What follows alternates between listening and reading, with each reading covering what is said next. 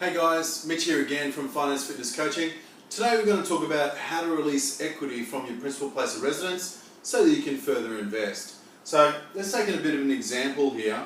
Let's say for instance we've got our principal place of residence and let's say it's worth $500,000. Obviously, we'll just use this as an example, but let's say we've got a $200,000 loan on it. We would then go to the bank for your behalf. The team at Finance Fitness Coaching are very experienced in doing this, and we would get, say, a line of credit or an account with a free redraw, back up to 80% for, say, $400,000. So just remembering that you don't pay interest on a monthly expense on this $400,000 loan until you decide to use it. And the good thing about it is you can use it, go do something with it, put it back, pay it back, etc., etc. You're still only paying the interest associated to the $200,000 loan every single month. Don't forget, this portion also is a tax deductible if these funds are used to go and buy an investment property or some sort of worthwhile business exercise.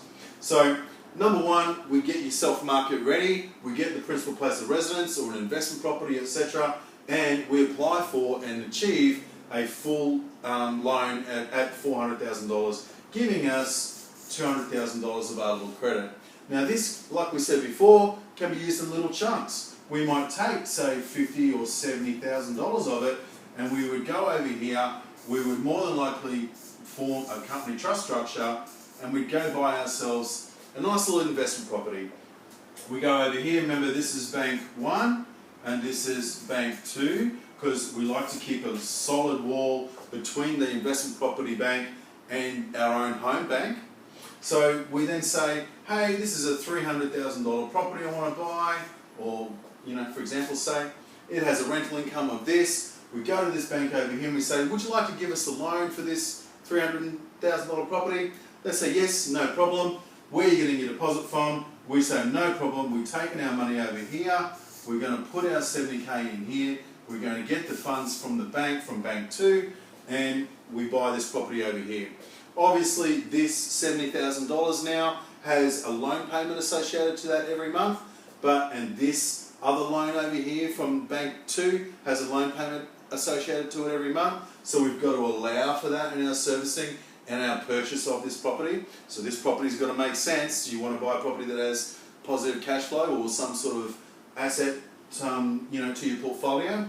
So, but that is basically the nature of how we do things. You can then sell that property, refinance that property later on, put that 70K back in that account should you so desire.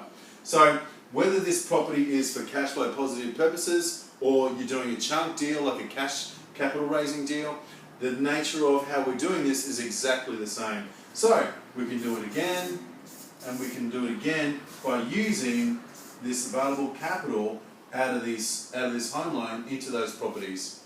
Very important that you understand that you're increasing the debt on your principal place of residence. So these properties over here have got to have a good reason or a profit centre why you're doing this. You wouldn't want to go do this and buy a boat, okay? You'd want to go buy some investment real estate with that. So in a nutshell, that's how we release equity from the family home to go and buy other investment properties using asset protected structuring again, and secondary and third banks, bank 3 and bank 4. That's Mitch signing off now.